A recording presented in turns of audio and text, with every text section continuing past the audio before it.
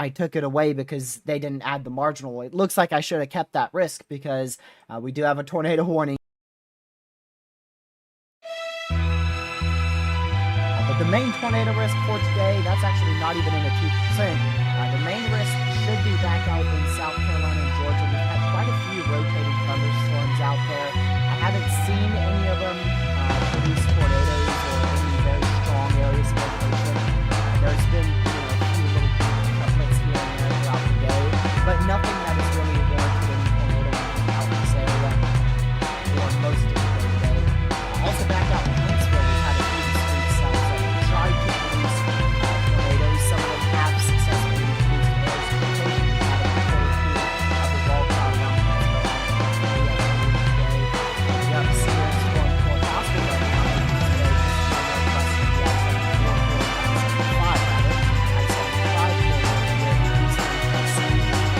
I drove very close to this area to get to Talladega, Alabama. I drove right along this interstate. Right through Chattanooga there. So this is actually pretty close to where I got one of the best storms of the year, for me at least. On my way to Talladega, I encountered a very strong storm around the Knoxville area. So yeah, really the main issue today, isolated wind and very low. Tomorrow should be much the same. I do think you can see a marginal risk of severe weather out here in Virginia, North Carolina, South Carolina. There is the possibility of chase. Whether or not they go marginal or not, it doesn't matter to me. It matters about the setup. So whether they go marginal or not, that's not really going to be a choice or a deciding factor for if I chase. It's just going to be the overall setup for tomorrow. Right now, tomorrow doesn't look half bad. If I do chase, it's probably going to be locally. It's probably going to be around my area or just to my south, where we have the maximum instability of about 2,000 tomorrow. So I'll keep an eye on tomorrow for a last-second chase. Like I said, if they go marginal, cool. That will just increase my my confidence in what I think will happen tomorrow. If they don't go marginal, I may just chase anyways. But I do think we could see a brief spin up in Virginia or North Carolina tomorrow. Day 3, what is that? Wednesday? Is that Wednesday? I think that's Wednesday. We have a slight risk for severe weather. Yes, that is Wednesday, slight risk for severe weather from the Storm Prediction Center. All the way out here in North Dakota, South Dakota, and Nebraska. So this is your high plains and Santa here. Very, very far up there in the plains. Very high plains setup for severe weather up here. I think the main issue is going to be damaging winds with this threat. I think damaging winds and isolated large hail will be the biggest threat with this likely messy cluster as it moves through most of this marginal and slight risk area. As we get closer, we'll be able to figure out how much, if any, of a tornado threat may develop. Ingredients are not very favorable. If we do get a tornado out of this day, it would be along the triple point, wherever that low pressure sets up. Right now, that looks to be over Peary, where we'd have a low pressure here, your cold front stretching down here, and then a warm front going up to the north. Wherever that sets up will be the greatest threat for a brief spin-up tornado. I don't see much of a tornado threat developing there on Wednesday. Going on into Thursday, we do have a slight risk for severe weather by the Storm Prediction Center here. A very large slight risk for severe weather. If you tune into the live stream on Saturday, you'll actually notice that this has been pushed just the tiniest bit more east. Just a little bit more east. Confidence in a severe threat really hasn't trended anywhere. We're still at the same uncertainties that we were at 2 days ago today. There's still a lot of uncertainties on what may unfold on this day. Right now, in my opinion, it looks like a mixed mode. It looks like we could see an MCS on the northern side with potentially a strong tornado threat in Illinois and Indiana, and that line being in Wisconsin, Illinois, into Michigan. So I think a mixed, messy, clustery mode will be possible on Thursday. It doesn't look like your big time outbreak setup for the moment. We'll see which way things trend, but right now it looks like your lower level jet is going to arrive too late, and thus we may not see a great lower level response. Now we'll see what happens. I do think We could see a strong tornado threat on this day, but how notable is a big question mark. We'll see. We'll see which way things go. Then on Friday, a very weird risk by the Storm Prediction Center here. This risk just looks a little funny to me. They literally just cut it off right along the Tennessee, Mississippi, Alabama border there. A lot of uncertainty revolving this. The GFS shows like 3 different MCSs developing. It has one in like Illinois, it has one in like Arkansas, and then it has one in Virginia and North Carolina. So I don't know what's going to happen on this day. What I do know is that this slight risk is going to be expanded. We will not have this small of a slight risk by the day 1 outlook on Friday. I imagine this slight risk is probably going to go all the way up into Illinois, Indiana, maybe back down into the mid-Atlantic, and then probably back out into Texas and Oklahoma. That is the entire area I'm keeping an eye on for the potential of severe weather on Friday. We'll see which way things trend, but right now, Friday looks like a big day. Friday may be the biggest day out of these 3-4 days of severe weather we get over the next coming days here in the U.S., so I would keep a very big eye on Friday's threat. Friday definitely has significantly better ingredients on Friday compared to Thursday's event. But the big uncertainty with Friday is capping. Will capping be an issue, and will capping prevent thunderstorms from firing? The newest GFS says absolutely not, and it has a huge open warm sector of 2,000 to 4,000 instability from Oklahoma, Texas, all the way back up into Pennsylvania. So we'll see which way things trend. Right now, it looks like models are probably trending the way that would favor severe weather on Friday. So we'll need to monitor that. Saturday, no outlook has been issued by the Storm Prediction Center at this point. Saturday is a toss-up day. I really don't know what's going to happen on Saturday. There's going to be two different areas to watch. There's going to be a shortwave that likely progresses through the U.S., the western side of the U.S. on Saturday. That's probably going to warrant a slight risk for severe weather somewhere in this area on Saturday, May 17th there, and then the mid-Atlantic will be under the gun both on Friday and on Saturday as well for the potential of all hazards. Holy voice crack. We'll keep an eye on that. I think Saturday's main threat may end up being Oklahoma and Texas, but again, capping has prevented them from highlighting any 15% chances for severe weather on this outlook cycle. Live. And then beyond that, things become very, very fuzzy. Beyond Saturday, things become extremely fuzzy. There's a lot of uncertainty revolving around what may be a significant severe weather threat to potentially develop in the central and southern plains on Monday and or Tuesday next week. That would set it right around the May 19th and 20th time frame. A lot of uncertainty on that, but it looks like we are going to be dealing with another significant severe threat after Thursday, Friday, and Saturday is all said and done. We'll move right on into Monday and Tuesday, potentially being a big-time severe threat out there in the southern and central plains.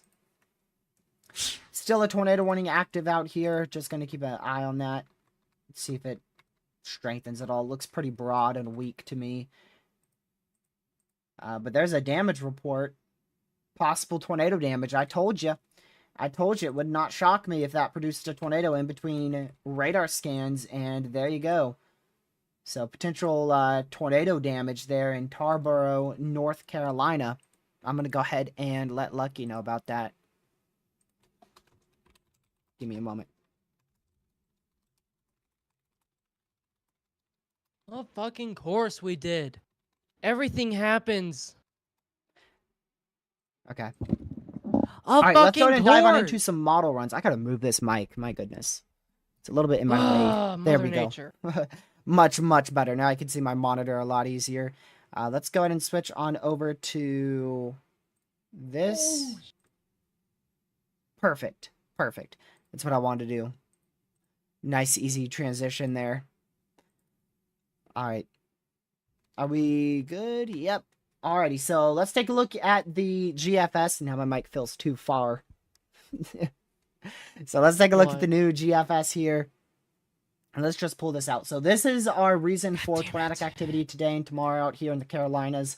A very weak, negatively tilted, sharply negatively tilted trough ejection out there, centered mainly over Tennessee and Mississippi.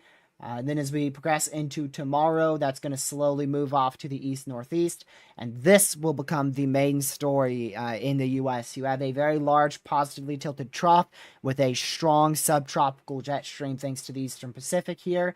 This could deliver a very low-end severe threat for tomorrow, possibly in western Texas, but it looks like no model runs at this point are initiating that threat, so the SPC doesn't have any outlooks for western Texas for tomorrow. They're quite confident capping is going I to know how to make keep this chloroform in and keep this all from firing. gas, I might have said or western Texas, I chloramine meant gas eastern and Texas. chlorine gas. Yeah, you can see this capping. It's pretty Also strong. know You know, how you're to looking at negative 90 to negative 200 Peracetic along this acid. area. That's why they don't have anything outlined there. I think capping is going to win for tomorrow's threat, so no outlook from the SPC there. Then on Wednesday, you'll see a tiny little upper level low here.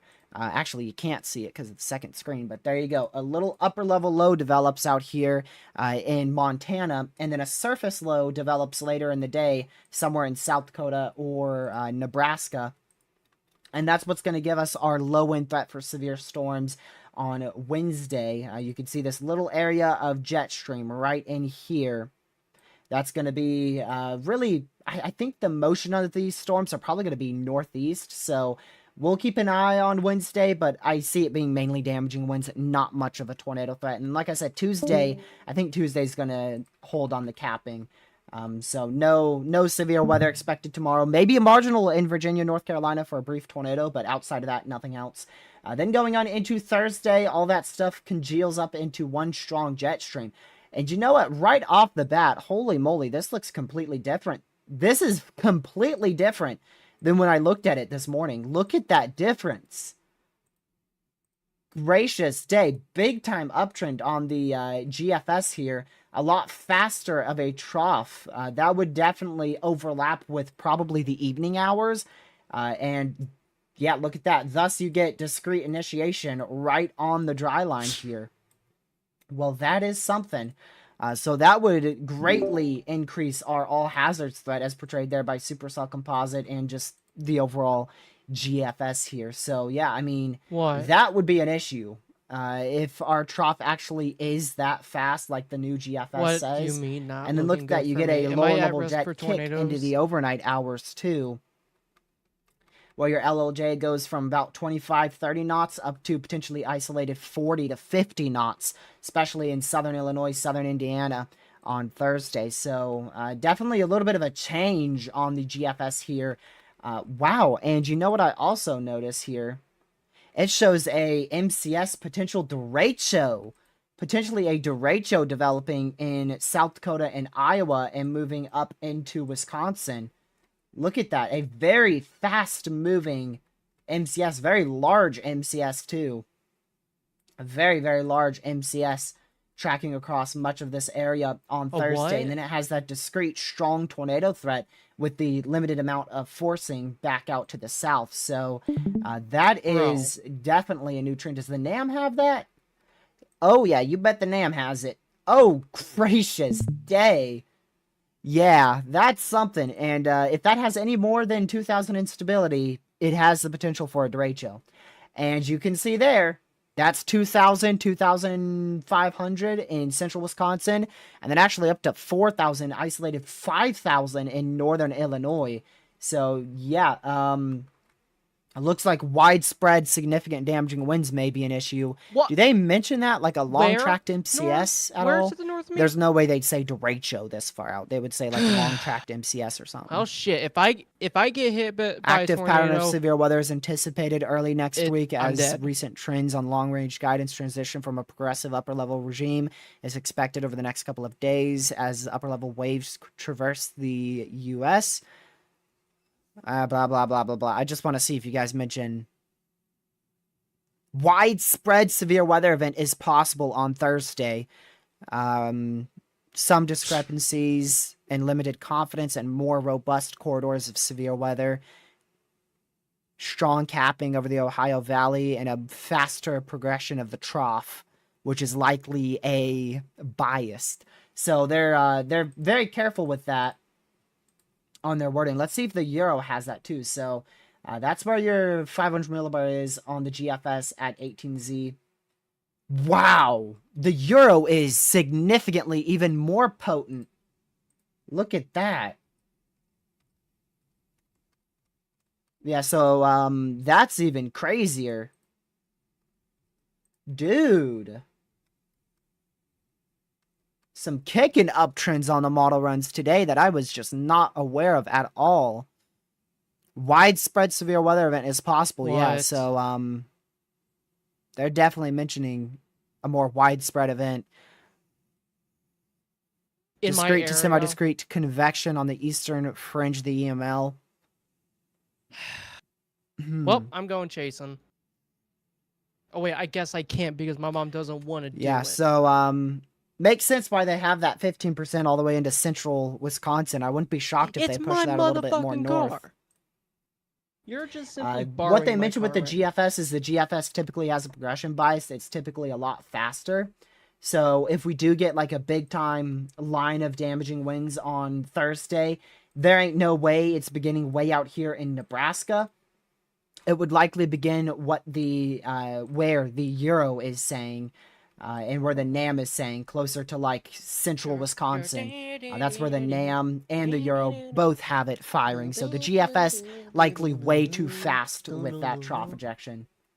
And thus it fires it significantly earlier, especially on the 18Z model run.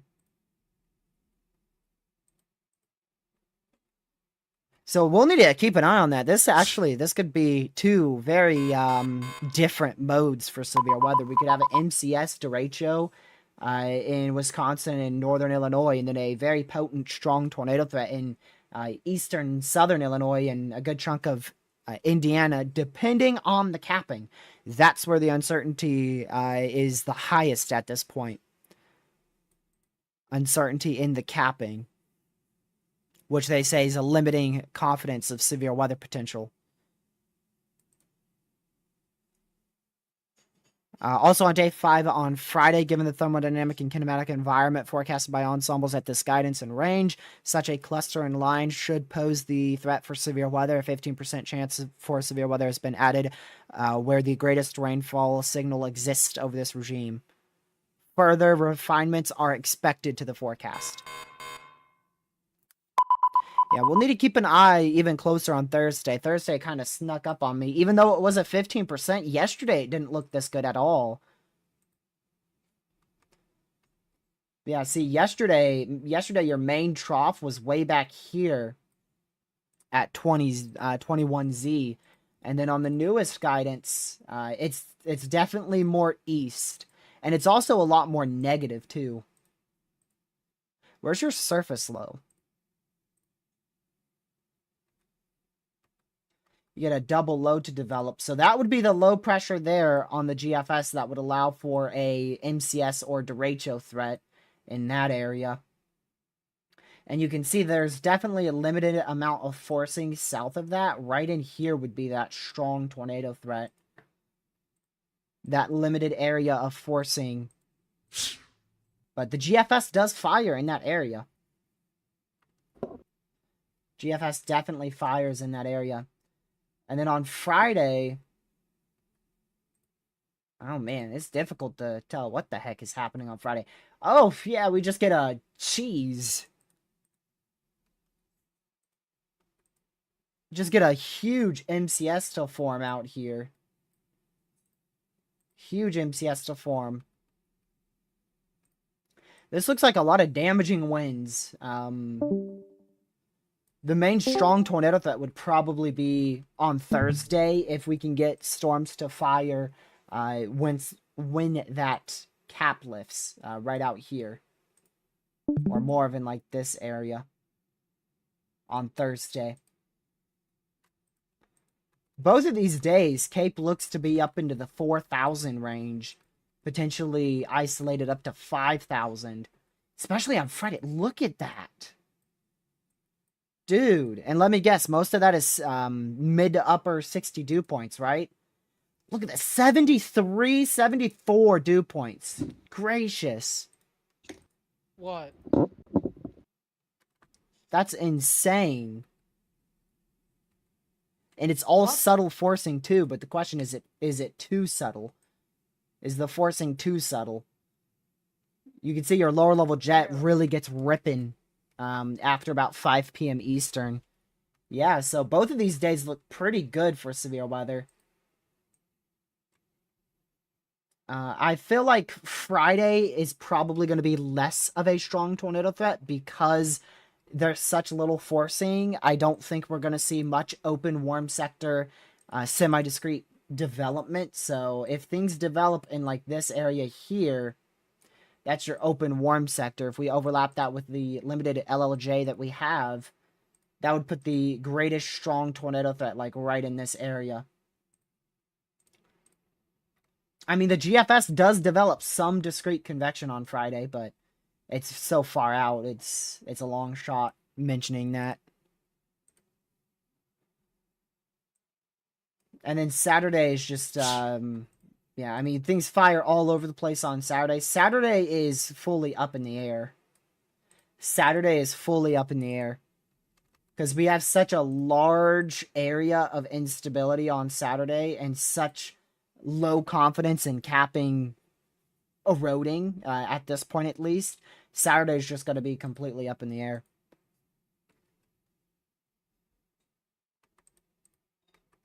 But look at that. The GFS is very confident on a very potent, well-amplified shortwave there.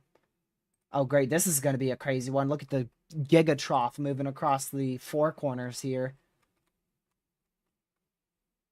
Dude. I wish I could go out a little bit more. It's almost all the way out. That's next Monday right there.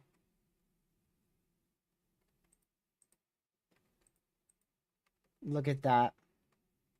Based off on that trough, this doesn't look like a very significant severe threat, but it looks like, oh my word, a very widespread one, that's for sure. A very widespread one. Yeah, look at all that. A very widespread area for severe weather, but not necessarily significant. At least on the GFS, not necessarily significant. Now, the Euro is a completely different story. The Euro is a crazy, completely different story there. And the Canadian model run agrees more with the GFS. So we'll see. You can see all the uncertainty there for next Wednesday and rather next Monday and Tuesday. So the main day I'm going to focus on is definitely Thursday at the moment. And then, of course, we'll also keep in mind with Friday. But Thursday, that's the closest one that we, the closest main severe threat that we have.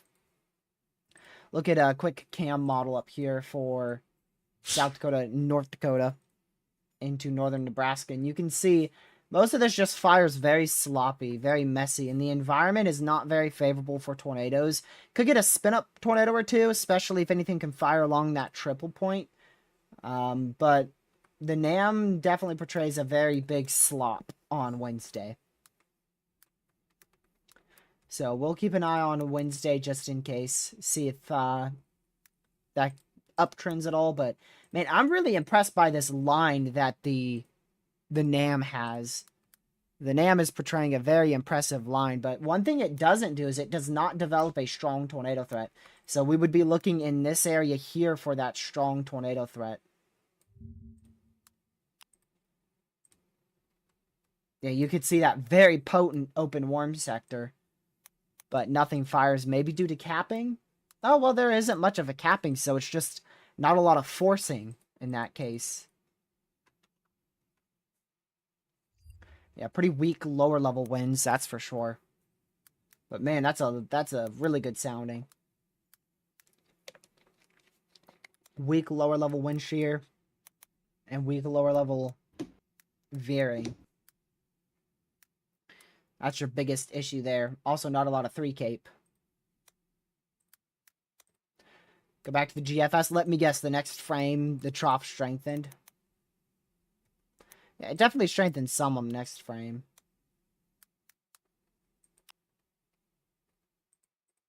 What about the lower level response? Yeah, that could still be a significant threat. like Monday or Tuesday next week.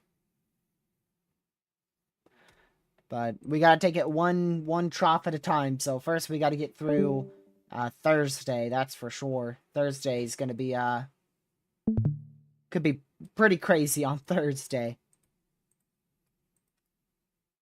Look at the Canadian, man.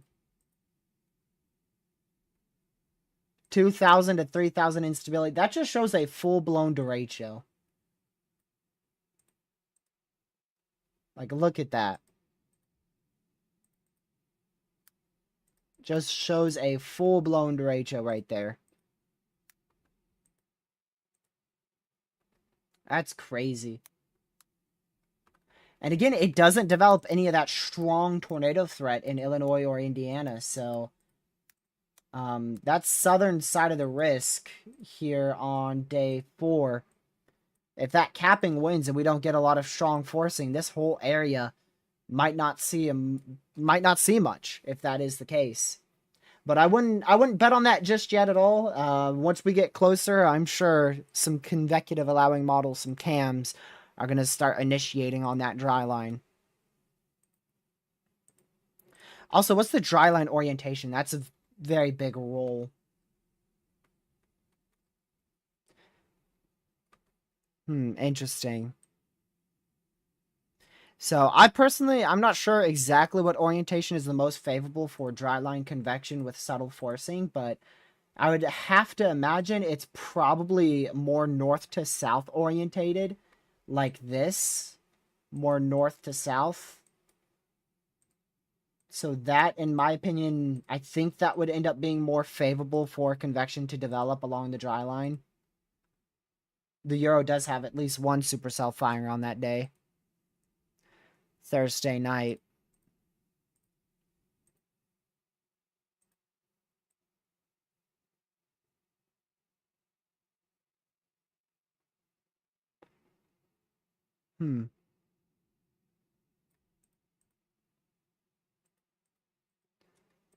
Checking out some other things here for that MCS threat in Wisconsin. Yeah. I don't think they're going to upgrade to a day 3 enhanced. There's too much uncertainty for that. This looks... There's a lot of uncertainty on how it's going to evolve. We'll definitely know more once we get towards the NAM 3K and other convecutive models. Doesn't the RRFSA or go out that far? Man, why did 18Z only go 57 frames out?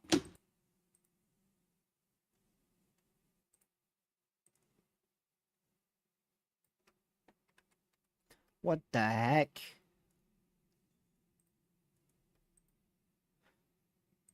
Okay, the RRFSA is just dead wrong.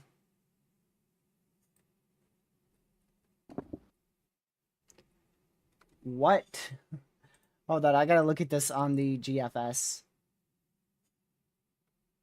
So at 18Z, the GFS has your trough being here, right? That's where your main trough is. The RRFSA has your main trough being here. You know how big of a difference that is? What is this model run on? It's like, what, 150 miles too slow with the trough? It's the only model run that shows that, too. What? What is it doing? Just throw that model run in the trash, really, like... It nailed one event, and then Twitter started freaking out that it would be, like, the best model run ever, and ever since then, it's been utter garbage.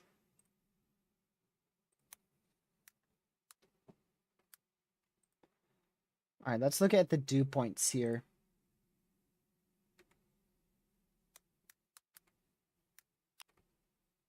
Yeah, so you can see your main cold front is back here, and then your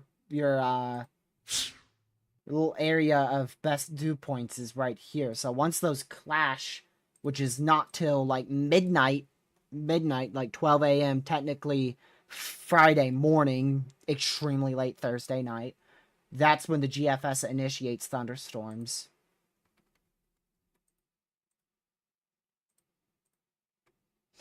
Curious on why the NAM doesn't initiate. You can see that's pretty well north to south orientated there. It's not like this. If it was like this, northeast to southwest, I'd be like, okay, I see why that didn't initiate, but this is pretty nice north to south orientation for a dry line cold front there. Maybe just like not enough backing or something. Lower level lapse rates are plentiful. I'd see.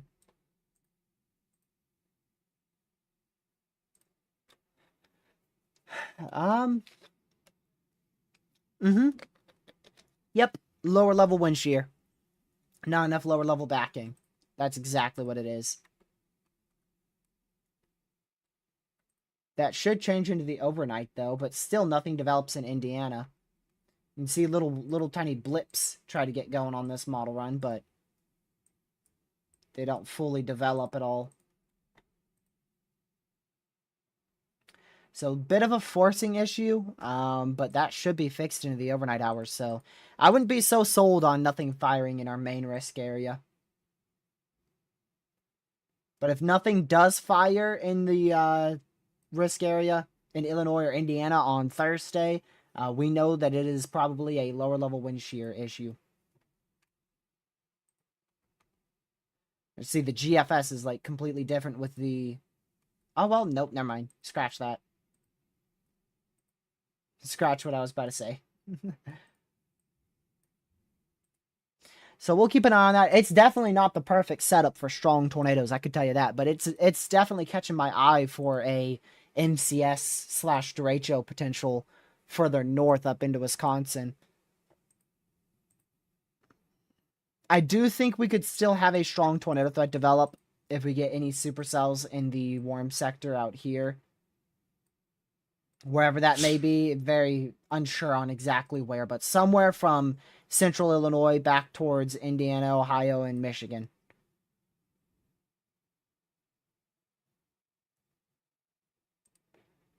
So, we will keep an eye on it. Definitely quite a few different scenarios, but pretty much all of them have at least a MCS. Some are definitely more close to a derecho, like the NAM model and the GFS model, but just something we're going to have to watch very, very closely over the next few days. Then after that, I want to see the 18Z GFS. What does that do here? We're definitely in the stretch for a very active severe weather threat here. Very active severe weather stretch over the next 2 weeks, at least the next 2 weeks. I mean, gracious day. Thank goodness for capping, that's for sure. Because that supercell composite is insane. Very insane. It really spikes up on the 15th, which I think that's Thursday, if I remember right, which it's pretty rare I do. Yeah, the 15th. The 15th, 16th, 17th, 18th, 19th, 20th, 22nd. Those are all signals for severe weather on this. When is that secondary big trough? That's the 20th. There's definitely a few on that. A lot of lines everywhere, that's for sure.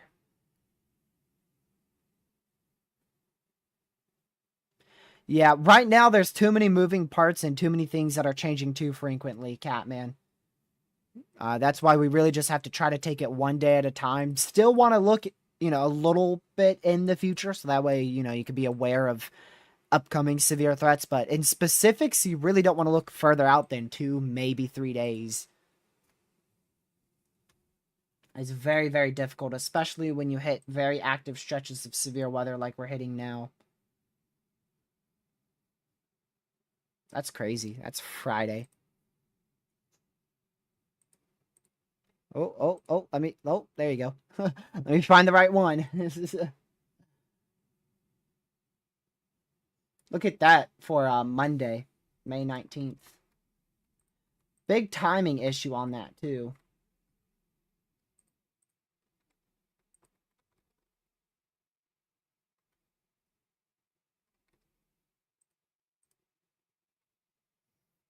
Yeah, see a lot of different scenarios here. Some have it a lot more significant, a lot more amplified, whilst others have it barely even being well structured and well together.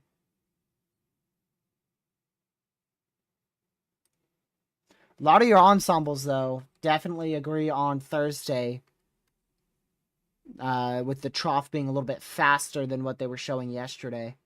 A lot of them have that main forcing arriving in northern Illinois, southwest Wisconsin, about 18 to 21 Z. So, keep a very close eye on it. But if you guys haven't already, make sure you hit that like button, subscribe to the channel with the notification bell set to all. Daily streams are expected from here on out. We'll be live tomorrow, Wednesday, Thursday, Friday, Saturday, and we'll see about Sunday. See what changes by the time we come around to Sunday. And then we'll... I don't think I'm going to get a break. You know what? Now thinking of it, we'll probably be live Sunday because of the next threat. And then Monday, that's when your next trough comes in. So Monday will probably be live, and Tuesday. Man, y'all go and see me daily for like 9 days straight. Man, it's going to be a long 2 weeks, y'all. It is going to be a long 2 weeks. Better buckle up, that's for sure. Especially if you're a storm chaser, man. Chasers are they're going to have a field day with this one.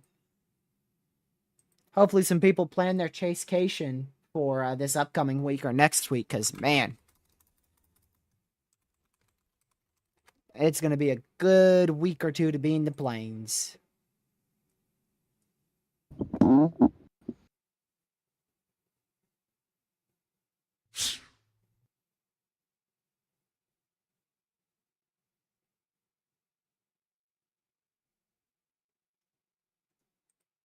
Wonder if Connor's going to end up chasing Wednesday. He already plans to chase on Thursday.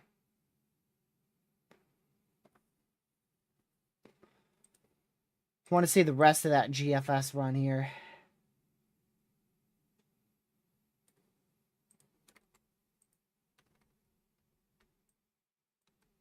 Yeah. Just buckle in, man. Buckle in. Look at this run. Tomorrow we get a break, thankfully, due to capping, but I'm liking that. I like that. Over there, Central NC, South Central Virginia. I wouldn't mind. Wednesday, severe weather. Thursday, severe weather. Friday, Saturday, Sunday, Monday, Tuesday, Wednesday, Thursday. We're not going to get a break, man. We are not going to get a break. If you live in this area, you need to be keeping an eye on the chance for severe weather. If you're anywhere in this area. Why? Because it looks like that whole area is going to have the opportunity for at least some severe weather over the next 2 weeks. Really? God damn it. Trying to see if there's any place where that may not verify. Like, literally, that whole area, I think at some point, that whole area gets supercell composite. The only questionable area would be into, like, Montana and Wyoming. But really, it's like that whole area for the next 2 weeks is under the gun for significant... No, not significant, my bad. For some severe weather. Significant severe weather is a different story. Right now, it looks like we could have the chance for a strong tornado in Illinois, Indiana, and maybe a MCS or derecho up in this area. on Thursday. Outside of Thursday, there's too much uncertainty to talk about significant severe weather for now. Tomorrow, things should become a lot clearer. Every day from here on out, we're just going to get a lot more and more and more information.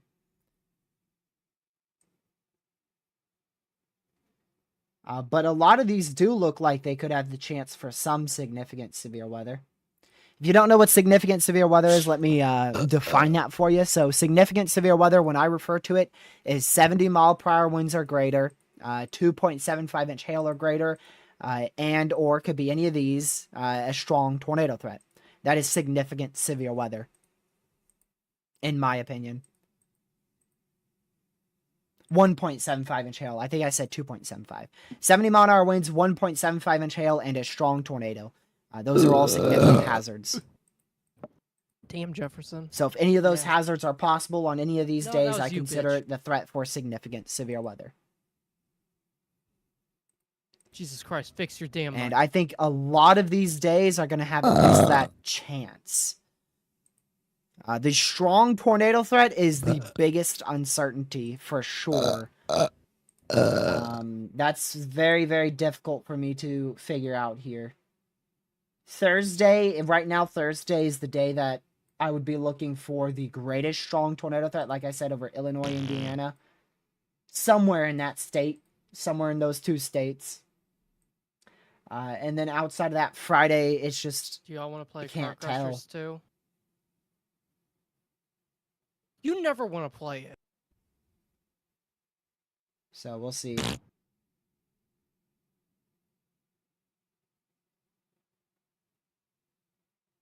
No, you monkey. How about people You the wait, see monkey. these projections have been very wrong the last times these, quote, big weather events were supposed to break out. April 2nd, forecasted 7 days in advance. What was the other fuck one? you. March 14th and 15th, forecasted Go 9 fuck yourself. days in advance. What else do we have? April 28th, which that busted because of lack of lower level forcing and the trough not being well placed, but that was forecasted 7 days out. So you can look and easily forecast these things 5 to 8 days out. Matter of fact, the SPC has already highlighted a risk, so I'm going to talk about it, and if the SPC highlights the risk, I'm definitely going to talk about it. So guidance is not going to be dead right, that's for sure, but they model runs definitely give you a very good idea of what could happen in the future.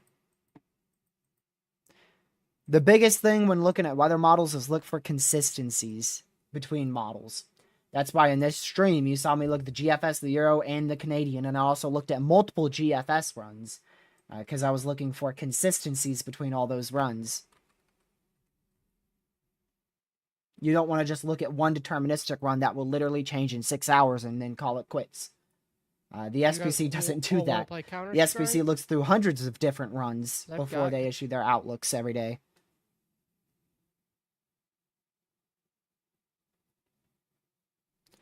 Girl Dev Thursday is completely 50-50.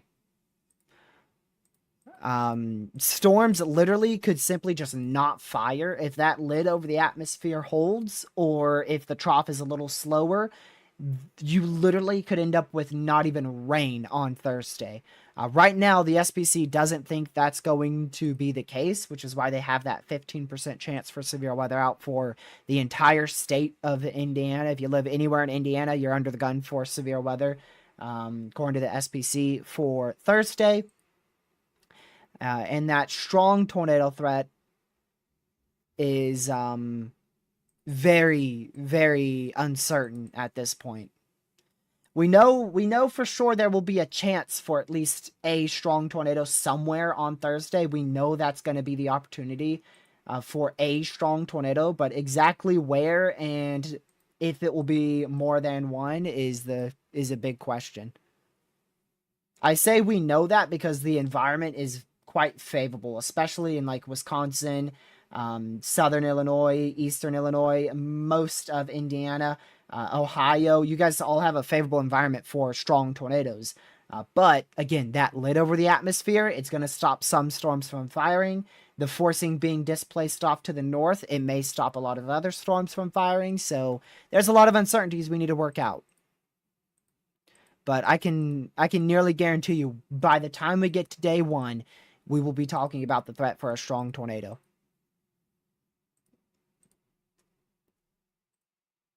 Somewhere in our risk area.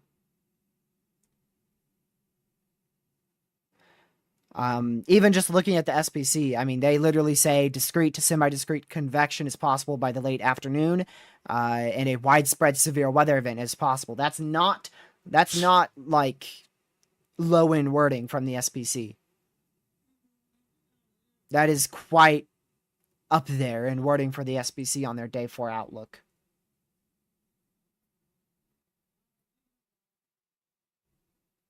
Infinite, I've been doing this for more than 5 years. I've watched and contacted meteorologists who have done this for longer than I've been alive. I know how to do the weather, buddy. Don't tell me how to do my job, and I won't tell you how to do yours. I literally study this stuff. I don't just come on here and then show you a model run and act like it's going to happen exactly in that case.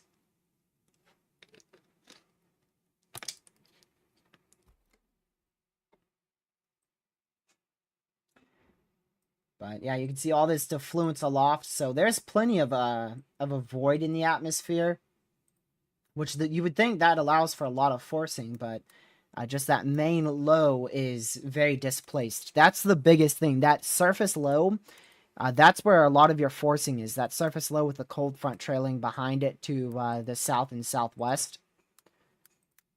You can see your surface low is way up here. And you do have a secondary surface low in Minnesota going into Wisconsin. And so that's where your strongest forcing is here. Right at that surface low is especially where it's the strongest.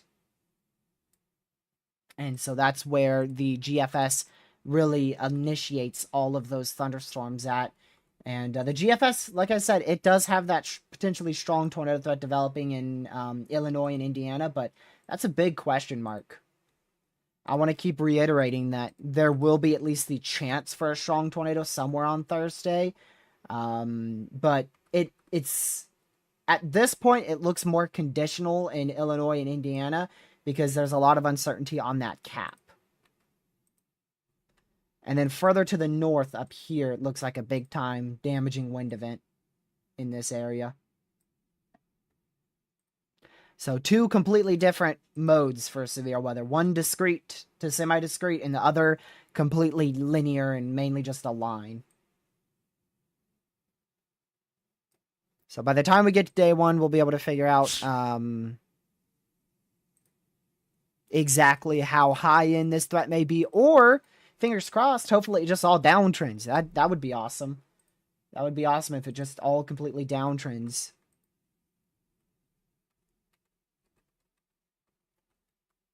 But this unfortunately, this storm system, it's not just going to go away. Now, every now and then, there's definitely the instance where you could end up getting the severe threat that just completely downtrends day of, like everything just falls apart with storm mode or the capping's too strong or something like that. It's happened before, so that's always a possibility.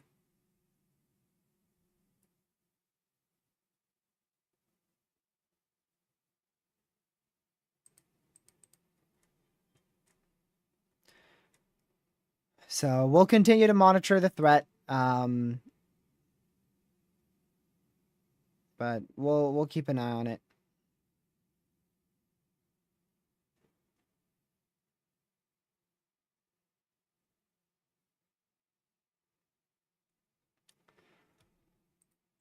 So just if you are in this risk area here for Thursday, make sure you're hyper weather aware. That's a very large area to keep an eye on the risk for severe weather. That is where the SPC has a slight risk already a level 2 out of 5, already a level 2 out of 5 in place on their day 4 outlook for Thursday, all the way from central Wisconsin down to Tennessee and Arkansas. And like I said, I think there will be 2 different modes here. I think we will have that strong tornado threat if any storms can fire. If any storms can fire, we will have that opportunity for all significant hazards in this area. And then on the northern side, that's where you will have a slightly more guaranteed threat for at least damaging winds. Tornado risk is unknown at this point, and the hail risk will probably be minimal if it's just a line. So those are the 2 different modes to watch: damaging winds, maybe a tornado risk, we'll see, on that northern side in the red, and then that conditional all hazards significant threat in Illinois, Indiana, Ohio, back down to Arkansas and Tennessee. Of course, that's what models show right now. When we get closer, things may trend for the better or for the worse. Yesterday, this event didn't look even close to robust. I really wasn't that concerned for it. And then after this model analysis we just did over the last hour, it does look like we could see quite the significant threat for at least damaging winds. Damaging winds look to be at least the possibility for a significant hazard there. Sorry, I just got distracted. Apparently, 40 minutes ago, we had a potentially unwarned tornado west of Palm Beach, Florida. I don't know exactly where that is. I think that's somewhere down here.